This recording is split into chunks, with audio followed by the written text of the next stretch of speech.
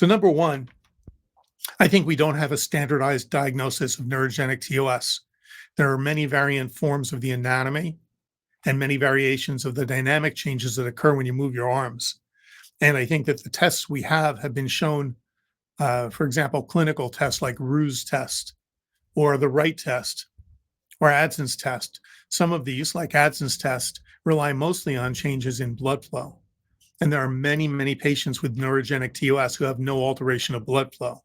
So Adson's test, as good as it was in the 1920s, is really of little use today, but many doctors still associate that as one of the primary tests for neurogenic TOS.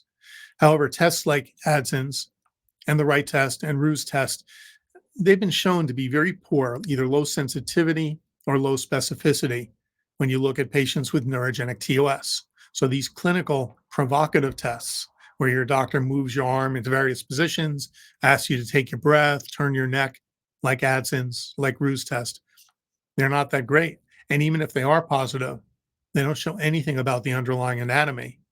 Keep in mind, we know from 200 years of surgical studies and dissection studies that patients are very different from one another in their anatomy.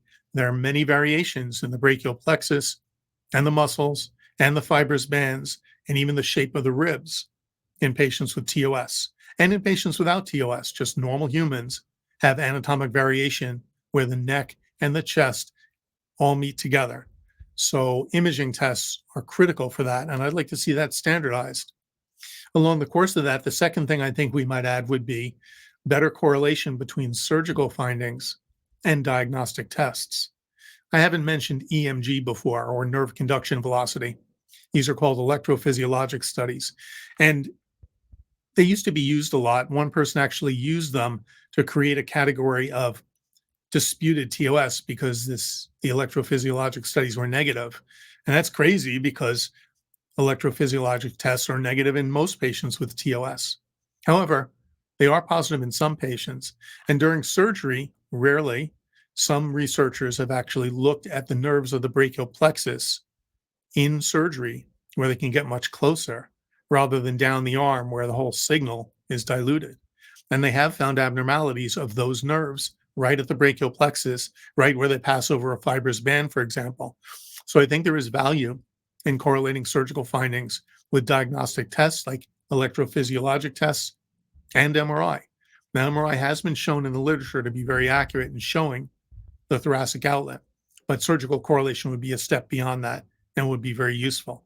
That means patients have to have a protocol where they get MRI imaging and maybe electrophysiologic studies before surgery, and then the surgeon and radiologist discuss the findings that are found at surgery to correlate. And then third, I think that for patients who fail surgery or have recurrent symptoms, it would be great to have postoperative imaging.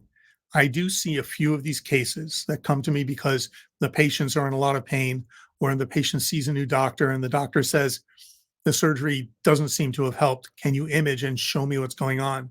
And we have found some surprising things. So many of the surgeons who perform this kind of surgery don't get imaging before the test, and they're unlikely to get imaging after the surgery. So 3 things that I think could help patients. Number 1, standardized diagnosis. Number 2, surgical correlation with diagnostic tests to understand how well they work. And number 3, more postoperative imaging to understand why some patients fail or recur.